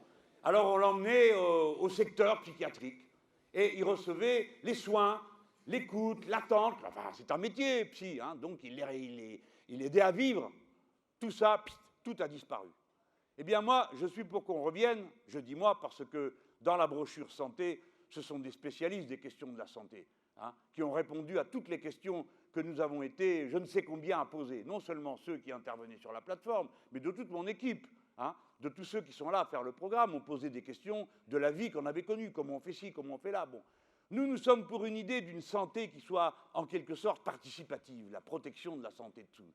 Eh bien, nous aurions des unités de santé par quartier, où l'on repérerait en quelque sorte quels sont les besoins. Parce que parfois, vous apprenez par ce moyen des choses que vous n'imaginez pas, parce que c'est la vie, vous faites un truc, un autre, vous rentrez, vous sortez, et pas le temps de vous occuper de tout ce qui se passe autour de vous. Mais quand vous êtes parent d'élèves, déjà, à la porte de l'école, vous vous rendez compte de pas mal de choses du quartier et des autres familles qui sont dans la zone de desserte de l'école. Et vous voyez que souvent, ça permet de faire avancer les choses quand les parents discutent avec les enseignants, etc. Vous savez tout ça. Donc, ce serait un petit peu la même chose pour la santé. Mais surtout, moi, je suis vraiment très d'accord avec l'idée qui a été avancée par nos amis de créer une unité de santé départementale et pas régionale. Départementale parce que si nous l'emportons, le département redeviendra l'unité administrative à laquelle se référer pour un territoire en s'appuyant sur la commune.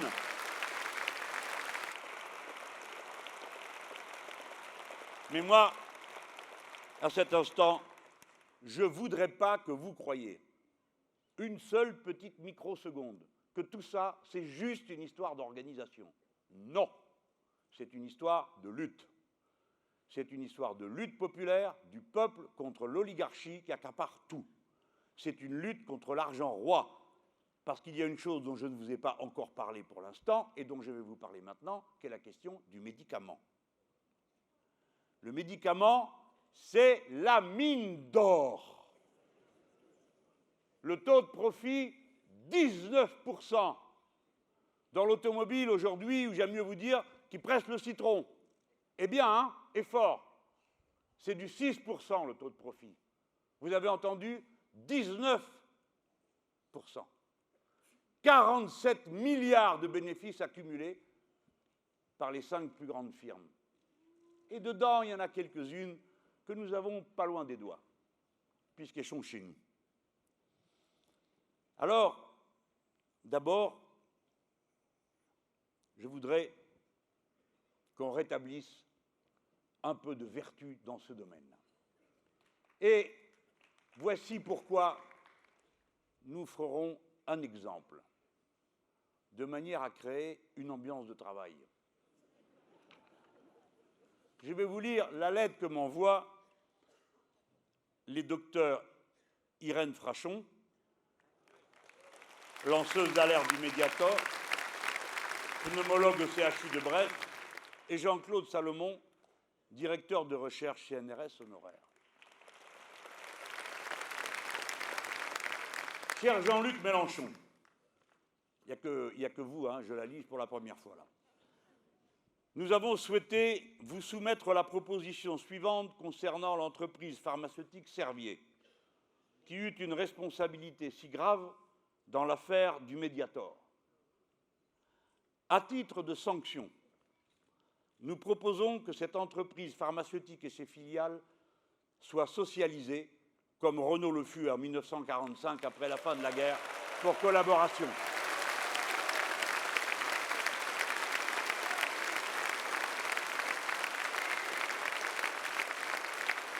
7 ans après le début de l'affaire, Servier persiste à nier sa très lourde responsabilité et à user de tous les stratagèmes pour ralentir le cours de la justice et ne pas assumer sa responsabilité civile envers les très nombreuses victimes et leurs familles. Cette socialisation permettrait au moins de prélever sur les bénéfices de l'entreprise les sommes nécessaires pour accorder des avances sur les indemnités des cas les plus sévères et les plus lourds de conséquences sociales.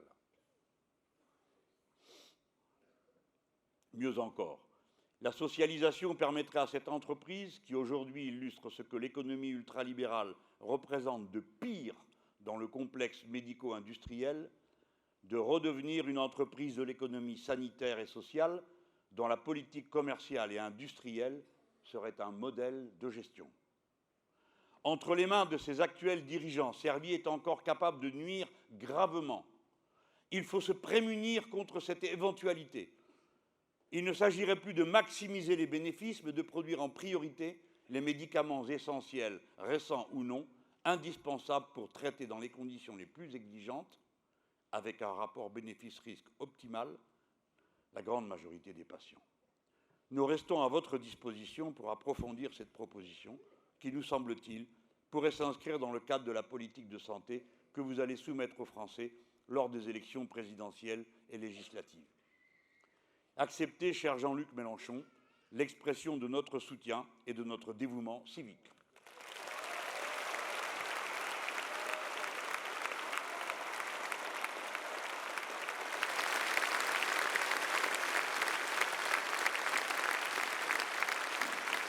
Nous avons besoin en effet d'un point d'appui pour déployer cette nouvelle politique de médicaments et pourquoi pas par cette réquisition.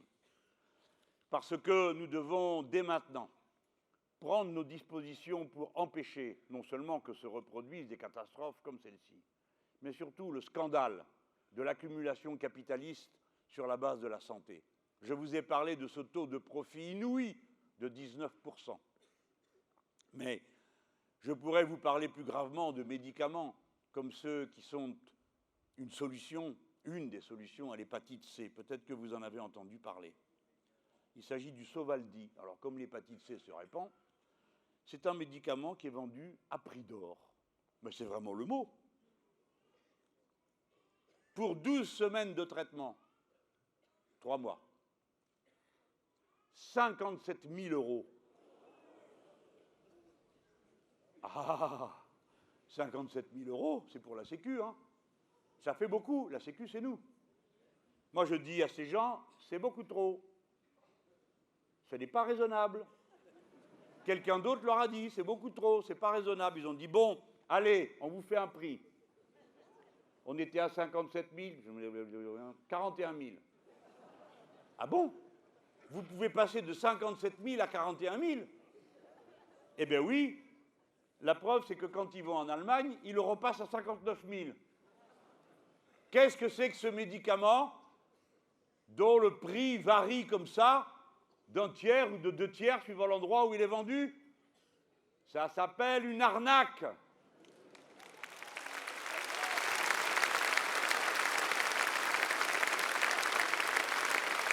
20 000 € d'écart. Ah ah. Mais monsieur Mélenchon, si vous vous fâchez, ils vont s'en aller. Au revoir.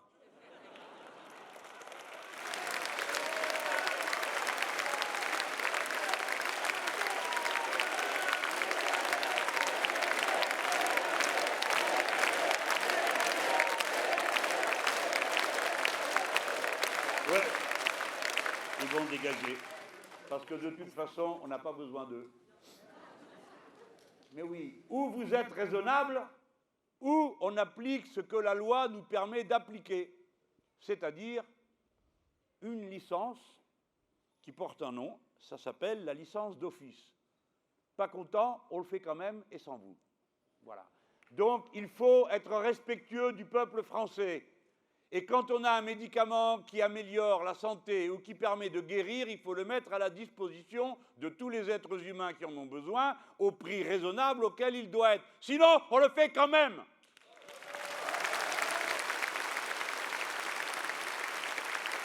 Cette question est une question de vertu, mais du type de société dans lequel nous voulons vivre. Je vous demande une nouvelle fois d'y réfléchir.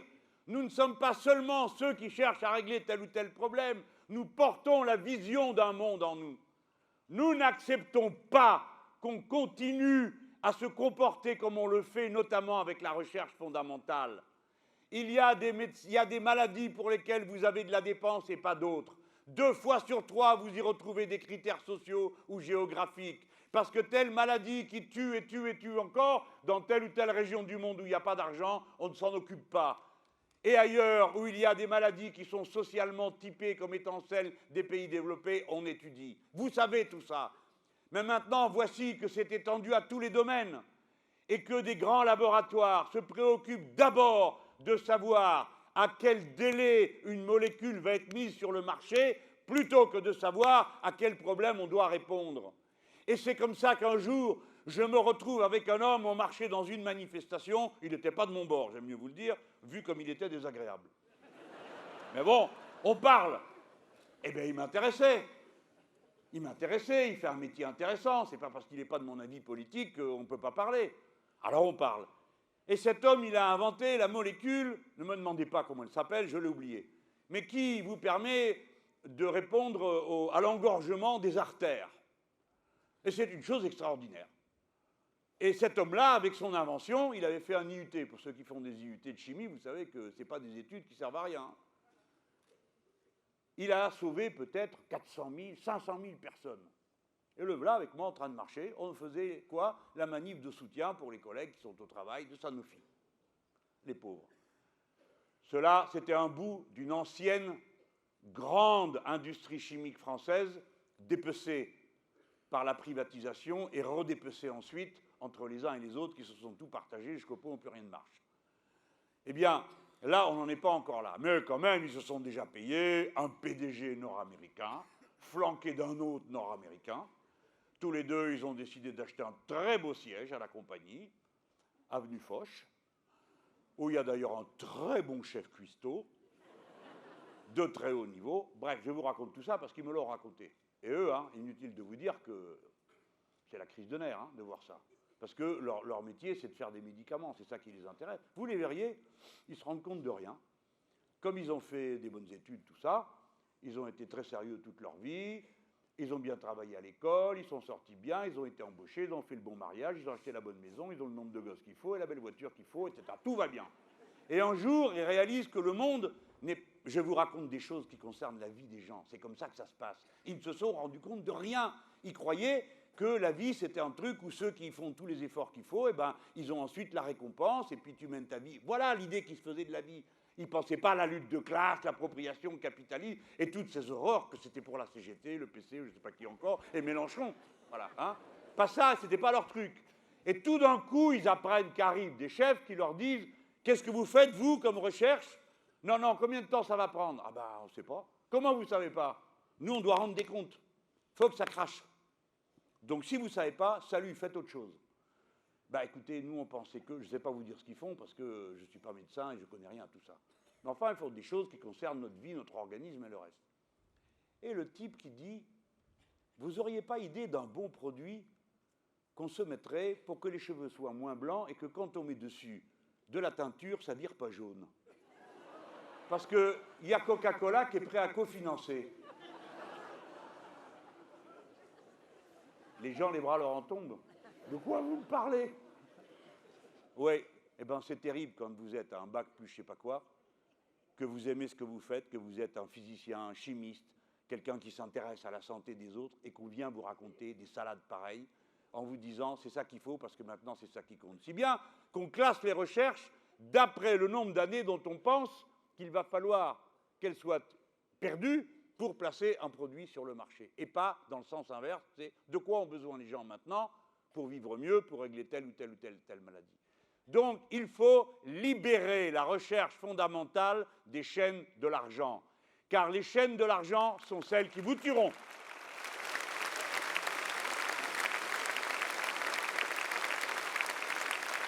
Et pour ça, il y a au moins deux choses à faire. Premièrement, les masses d'argent qu'on déchaîne et qui s'appellent crédit impôt recherche. Pourquoi pas? J'ai regardé où est-ce que c'était atterri tout ça. Impôt recherche. Qu'est-ce qu'ils recherchent cela? Expliquez-moi voir ce que recherchent les banquiers qui en reçoivent une si grosse part. Des idées nouvelles pour vous faire les poches? J'ai l'impression qu'ils n'ont pas besoin d'être subventionnés pour ça.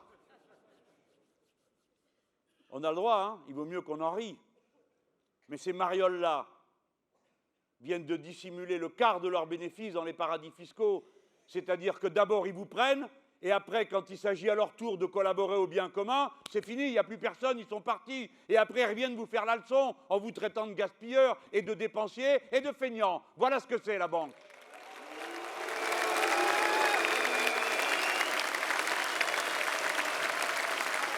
Le crédit d'impôt recherche doit être dirigé vers la recherche. La recherche fondamentale est nécessaire et indispensable. Pas seulement la recherche pratique qui est elle aussi nécessaire et indispensable, mais la recherche fondamentale. Assez de rustres avec leurs grosses bottes en train de vous expliquer « Ah ah, maintenant tu as assez cherché, il faut trouver ». Ce sont des brutes. L'esprit humain n'obéit pas à ce genre d'ordre. L'esprit humain, des fois, cherche des choses qu'il ne savait pas qu'elles existaient, ni même qu'on pouvait les trouver, et des fois, on cherchait autre chose. C'est comme ça que ça se passe. On n'y peut rien. Il faut libérer. Donc, on a la chance d'avoir des chercheurs du niveau de ceux que nous avons, les gens. J'ai vu des dizaines de pays où on pouvait décider ce qu'on voulait. Il n'y avait personne pour le faire. Nous, on peut se donner tous les défis qu'on veut. On peut se lancer toutes les recherches qu'on veut. On est sûr qu'on a les gens pour le faire. Nous avons de la chance d'avoir ces chercheurs, femmes et hommes. De la chance. Il faut les chérir, les soigner. 1. 2. Il faut garantir l'indépendance des universités. Je ne suis pas d'accord pour que les plans de recherche ou les bourses soient donnés en fonction de contrats avec des entreprises. Ce n'est pas le rôle de l'université d'organiser ce genre de micmac. Bon. J'espère que cette méthode d'exposé vous a convenu. Je me suis efforcé de partir de quelque chose sur quoi nous pouvions tous nous retrouver plutôt que d'abstractions en général. Ben, des fois, il faut aussi les abstractions en général. En tout cas, nous l'avons rendu aux abstractions en général. Tout le monde comprend, par les chemins que je viens de décrire, l'importance qu'il y a à avoir une société qui ne répond pas à l'unique exigence de l'équilibre comptable ponctuel. Je pense l'avoir démontré de mille manières. L'équilibre comptable d'un hôpital n'a à peu près aucun sens pour la santé d'une région. Ce qui compte, c'est l'équilibre global sanitaire de la dite région.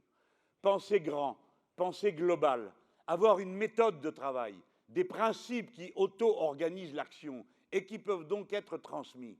Vous autres, demain, quand nous allons changer ce pays, vous devrez vous y mettre. Et pour ça, vous devrez vous référer à des principes, pas pour les appliquer aveuglément, mais pour voir comment ils peuvent se vérifier, ce qu'ils peuvent changer là où vous êtes, dans le métier qui est le vôtre. Car la plus grande force du gouvernement de la Révolution citoyenne, c'est ceux qui font la Révolution citoyenne. La Révolution citoyenne, ça ne veut dire qu'une chose, la récupération du pouvoir dans le but de l'intérêt général par les gens qui font la société, c'est-à-dire vous tous. Voilà ce que c'est. Et nous aurons des principes d'action. D'abord, le principe de l'intérêt général. L'intérêt général humain existe. C'est celui qui nous permet de protéger le système dans lequel nous vivons tous. Il existe. Ça ne veut pas dire qu'il n'y a pas d'intérêt particulier ou que tous les intérêts particuliers ne sont pas légitimes. Ce n'est pas la question. La question posée, c'est celle de la conformité de ces intérêts, la possibilité de leur donner une réponse conforme à l'intérêt général humain. En ceci consiste la vertu. Faire ce qui est bon pour tous. Et dès lors que c'est bon pour tous, y trouver la part qui est bon pour soi. Cela est bien normal. C'est un principe. Deuxième principe, celui de la relocalisation. Je sais très bien qu'on ne pourra pas tout relocaliser. Je le sais. Mais si on se donne pour objectif de relocaliser tout ce qu'on peut, qui est la démarche inverse de celle que nous avons eue au cours des 30 dernières années, alors on verra. Il y a des choses, vous me direz, mais c'est pas possible, c'est pas possible, c'est pas possible. Mais plein, c'est possible. Et chaque fois qu'on réglera le problème, on s'apercevra que notre vie est meilleure après qu'avant. Et si ce n'est pas le cas, il sera toujours temps de corriger. Mais ce que je suis en train de vous dire, je ne l'ai pas inventé il y a 8 jours avec des conseillers en communication. Je n'ai pas envie d'un meeting à l'autre de changer mes mots d'ordre. Je ne suis pas Madame Le Pen, un jour pour les 35 heures, le lendemain pour le contraire, et ainsi de suite. Peu importe.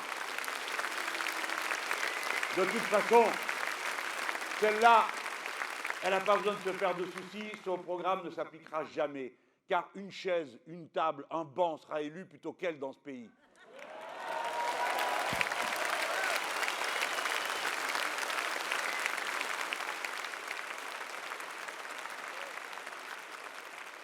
L'avenir en commun, c'est un programme qui rassemble des années d'expérience politique.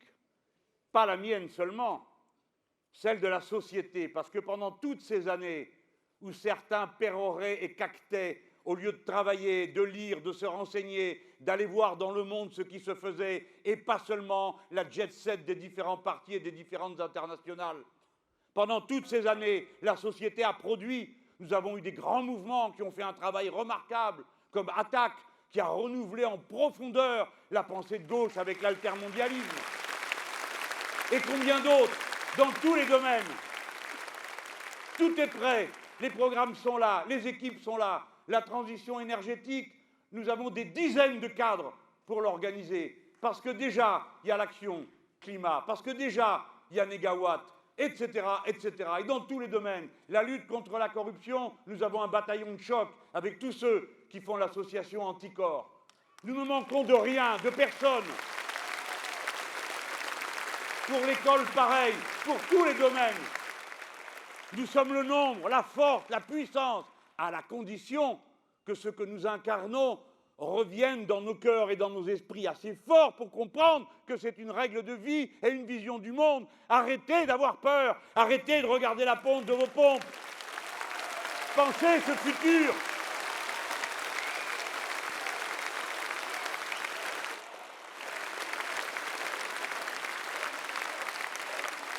De tout ça, nous ferons une politique pour la France et notre rôle dans le monde. Dès lors que nous aurons fait la démonstration que nous sommes capables de l'appliquer chez nous et de le vouloir, sera modifié. Alors nous viendrons à la rescousse de tous ceux qui ont déjà avancé avant nous et qui ont été, hélas, si isolés. Je pense à ce petit pays qui vote aujourd'hui et vers lequel mon esprit est tourné, figurez-vous. C'est l'Équateur qui a été dirigé pendant toutes ces années par l'homme qui a inventé le concept de révolution citoyenne, Rafael Correa, qui a fait sortir de l'extrême misère 20% de la population de son pays. Et voici que, à présent, on ne sait pas comment tout tout ça va tourner, mais notre candidat, les amis, il faut voir comment il s'appelle, ça donne envie de voter. Lénine Voltaire Moreno. Mais c'est un homme d'un très grand courage, vous savez. Il est lourdement en situation de handicap, et je pense que c'est une chose extraordinaire que nos amis aient tous reconnu que son intelligence et ses capacités intellectuelles étaient plus grandes que le handicap qui l'accablait. Si bien que, comme il est là, il peut servir sa patrie mieux peut-être que d'autres qui courent devant leurs deux jambes.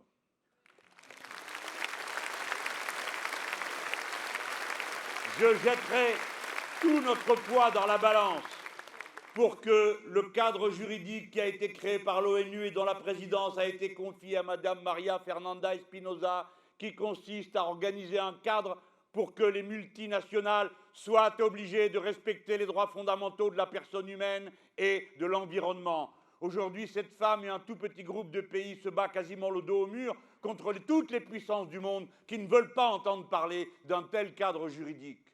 Voilà quand la France arrivera et elle dira « Nous sommes de ce côté ». Et maintenant, la rigolade est terminée parce que nous appuyons ça et nous allons faire ça. Et nous ne laisserons plus les États-Unis d'Amérique boycotter la réunion et montrer du doigt la présidence. De la même manière que j'ai dit qu'on mettrait les critères de l'Organisation internationale du travail au pouvoir, notamment pour contrôler les marchandises qui rentrent sur notre territoire et fixer le prix auquel elles sont payées, car nous ne voulons pas de marchandises qui, soi-disant, coûtent moins cher et qui se paient au prix du sang, des larmes et de la destruction de la nature.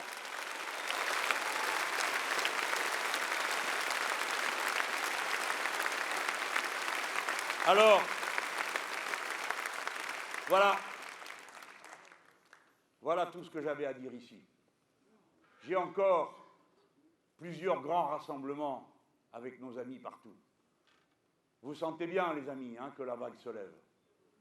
Ne soyez pas trop présomptueux, mais vous avez le droit de vous abandonner au plaisir de savourer cet instant. Après tout,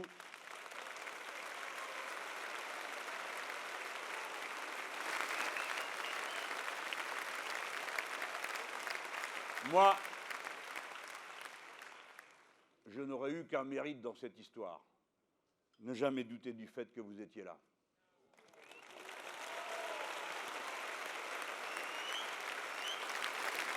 Cette histoire-là ne s'arrêtera jamais. J'y ai pris ma part et quelques-uns de mes contemporains qui sont dans la salle montrent qu'ils sont toujours prêts à prendre la leur. À vous autres, la jeune génération, le défi est immense, vous savez. Le monde d'avant ne réapparaîtra jamais. Le changement climatique va tout bouleverser. Tout. Vous devrez vivre autrement. Et vous avez à l'ordre du jour un changement gigantesque dans les manières de faire.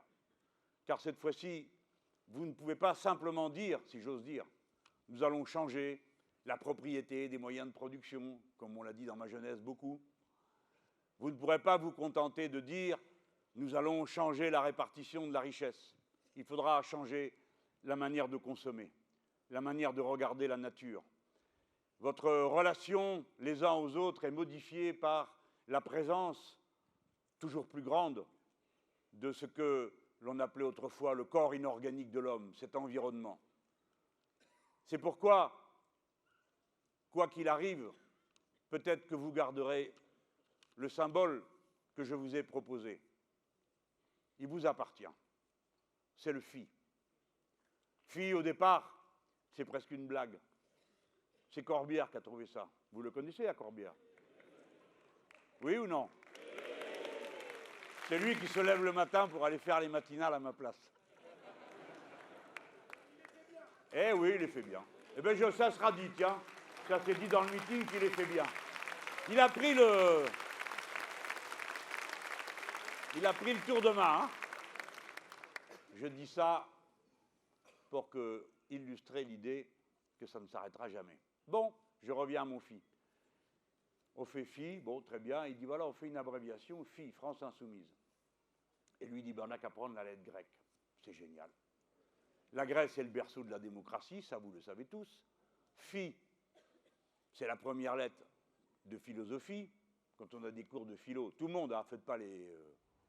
Quelqu'un m'a dit, oui, ton truc, c'est trop intellectuel, c'est bac plus 15. Non. Non, c'est bac moins 1. Parce que la classe de philo, c'est la terminale. Donc arrêtez de prendre les gens pour des imbéciles. Hein. Les petits bourgeois, ils sont toujours pleins de morgue. Ils croient que les gens savent rien. Eh bien, ils vont voir. Bref.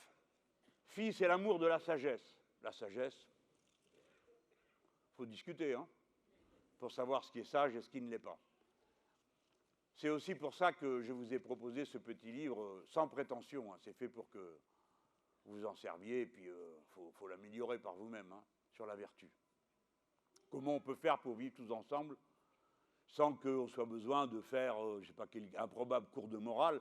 Chacun d'entre nous, après tout, a sa morale, il la tire ou de sa religion ou de sa philosophie, et c'est bien son affaire, et ce n'est pas à l'État, ni à un parti politique, ni à un homme politique d'aller là au milieu et dire ça c'est bien et ça c'est pas bien, c'est pas le sujet. Chacun fait pour le mieux, selon ce que son cœur, sa conscience lui dicte de rectitude. Mais la vertu, c'est un principe qu'on peut avoir tous, quelle que soit notre morale. C'est au fond ce qui unit la personne au collectif. Faire ce qui est bon pour tous. Et si on peut le faire dans ses propres actes personnels, eh bien tant mieux. Parce qu'au fond, on ne fait qu'appliquer une des maximes de la Grande Révolution de 1789, « Ma liberté s'arrête là où commence celle des autres ». Nous autres,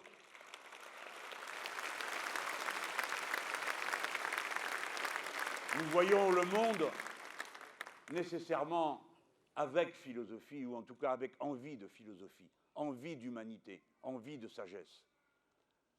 La déraison obscène et indécente des puissants ne nous a jamais attirés. Même quand vous faites des rêves, qui rêve d'argent?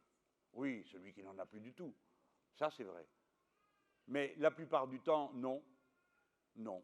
Et même celui qui en rêve parce qu'il n'en a plus du tout, ne rêve pas d'argent.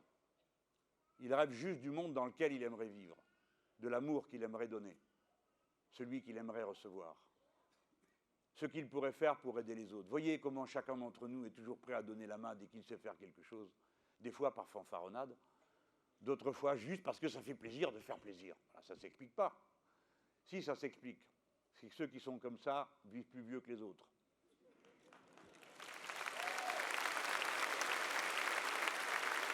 Alors, phi, c'est un chemin. Et puis enfin, le phi, c'est la proportion universelle, c'est le nombre d'or. Celui qui nous plaît à tous. C'est drôle, hein, comme on est fait. Quelque chose du langage abstrait de la nature. Certains ont dit la langue de la nature, c'est les maths. J'espère que non, parce que moi... Enfin, je veux bien. Hein. Mais il y a de la vérité, que la vérité se cherche par nos raisonnements. Phi, c'est donc l'harmonie. Le grand Victor Hugo, quand il nomme notre pays révolution, il dit dorénavant, la France, ce sera révolution. Bon, on va tâcher de le faire. Mais à la fin, il dit, et jusqu'à ce que ce soit harmonie.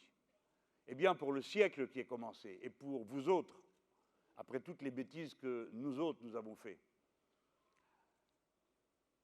pour vous, ça va être le but.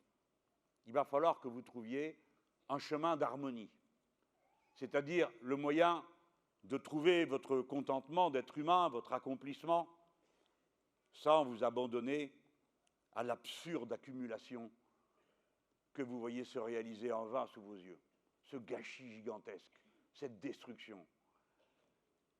Il y a maintenant quelques années que l'opinion publique, et notamment dans la jeune génération, s'est retournée. J'ai connu une période où on avait réussi à les halluciner. Ils se voyaient tous à faire des métiers absolument immondes, traders, je ne sais pas quoi, des choses comme ça. Et il n'y avait pas moyen de se faire entendre. Et je vais vous dire aujourd'hui, je fais souvent des conférences dans les grandes écoles. Alors, dans les grandes écoles, souvent, c'est les enfants de la classe la plus favorisée du pays. Mais ce sont des gamins comme les autres. Hein. Il faut bien qu'une fois dans leur vie, ils voient un tribun de la plèbe qui s'aperçoivent que je n'ai pas un couteau dans la bouche et que je ne mange pas des enfants entre deux. Hein. Bon. Mais, regardez, il faut le faire. Il faut parler à tout le monde. Il faut parler à tout le monde, parce que même si on ne va pas tomber d'accord sur tout, on va tomber d'accord sur un petit bout. Et peut-être que de ce petit bout-là, ça va nous faire un champ bien planté. Eh bien, dans toutes ces écoles, je vois la même chose. Il y a une conscience collective, profonde, du fait que nous sommes une humanité composée d'êtres humains semblables. Semblable, ce n'est pas le même mot que pareil. Semblable, par nos besoins. Les jeunes gens le savent, et ils ont compris que la ressource pour satisfaire ces besoins n'est pas infinie, et qu'il est malsain d'entretenir en soi le culte de besoins sans cesse croissants et de désirs qui n'existaient pas, comme le suggère sans fin la publicité. Il y a une conscience philosophique spontanée dans la jeunesse, qui les rapproche, sans qu'ils le sachent, de la modération d'un Épicure ou des penseurs stoïciens, qui disent d'ailleurs des bêtises aussi, mais qui, au point de départ, recommande de ne pas se jeter sur le monde comme sur une proie, mais plutôt de chercher à vivre avec lui, dans une relation où on va trouver notre compte, en permettant que ceux qui nous succéderont y trouvent à leur tour leur compte. Je ne sais pas mieux le dire. Pour ma part, je n'ai jamais pensé la politique autrement que comme ce que je suis en train de vous décrire, et je n'ai pas reçu d'autre enseignement de mes anciens que celui-ci. Jamais ils n'ont confondu la vision qu'ils avaient du futur avec seulement tel ou tel point du programme, toujours avec une autre vision du monde. C'est à cette fidélité que je vous appelle, et que, profitant de l'autorité que me donne ma position surélevée sur une scène, je vous adresse à vous, mes plus jeunes amis. Et pour finir, il doit bien y avoir des gamins dans la salle, ou d'autres qui les attendent à la maison. Vous avez sûrement donné à vos gosses une fois à lire Cro-Blanc. Eh? Non? Ah ben quand même. Non, après, moi je vais raconter que vous savez tout, qu'il n'y a que dans mon meeting que les gens savent tout. Ils ont lu Baudelaire, ils connaissent Cro-Blanc, bah oui, bah oui. Bah oui, allez les chercher ailleurs, il n'y en a pas. Ailleurs, c'est pas... Ils se sont même pas rendus compte. Il y a un type, il est marrant hein, comme gars, hein, M. Macron. Non mais moi je le trouve drôle, parce que c'est incroyable. Alors, il leur cite un poème, il ne l'a pas lu. C'est fou, il leur dit, ah ben c'est pas ici, comme il est à Marseille, qui est à Ayam, alors il leur dit, ah c'est pas ici, je vais vous dire, on est tous nés sous la même étoile. Et pam, il passe la musique à fond les ballons. Sauf que dans le poème, il dit le contraire. Il dit, on n'est pas nés sous la même étoile. Ben oui, il faut réfléchir. Moi, je trouve ça drôle. Hein? Faut être culotté quand même, pour citer un truc qu'on n'a pas lu. On ne sait même pas ce qu'il y a dedans. On le dit parce qu'on dit ça à faire plaisir aux gens. Les gens ils disent, mais qu'est-ce qu'il raconte? Non. Moi, je vous aurais dit ça, vous mettiez tous à hurler. Vous connaissez la chanson, vous dites, mais qu'est-ce qu'il raconte? Ça ne va pas. Hein, je ne sais pas, moi, si je vous disais, l'international, il n'y en a pas, ou je ne sais pas quoi, enfin, ça ne vous plairait pas, quoi. Ben là, les gens, ils pourraient dire, mais qu'est-ce que c'est que cette histoire? Vous n'avez jamais écouté la chanson? Non, ni eux ni lui. Personne ne sait rien. Ça fait donc un drôle d'attelage. Espérons qu'ils n'aillent pas aller diriger le pays, parce qu'alors là, on est mal. Hein. Bon. C'est dit gentiment, hein. Moi, je vais vous lire un petit bout, pas long, et c'est pour me moquer d'eux, les puissants, et puis pour guérir ceux qui, encore dans la salle, continuent à avoir peur. Mais oui, les gens. Ça fait un moment qu'on le sait, ça. Hein. Comment ils font à 1% pour tenir tout le monde à la gorge alors qu'on est 99%? Parce que vous avez des paquets de ballots qui trouvent ça normal. Et voyez-vous, moi je ne peux jamais oublier cet Étienne de la Boétie qui écrit ça, il avait 18 ans. Là, je dis ça pour vous, là. Hein. Il avait 18 ans de notre servitude volontaire. Et il dit, ils ne sont puissants que parce que nous nous mettons à genoux.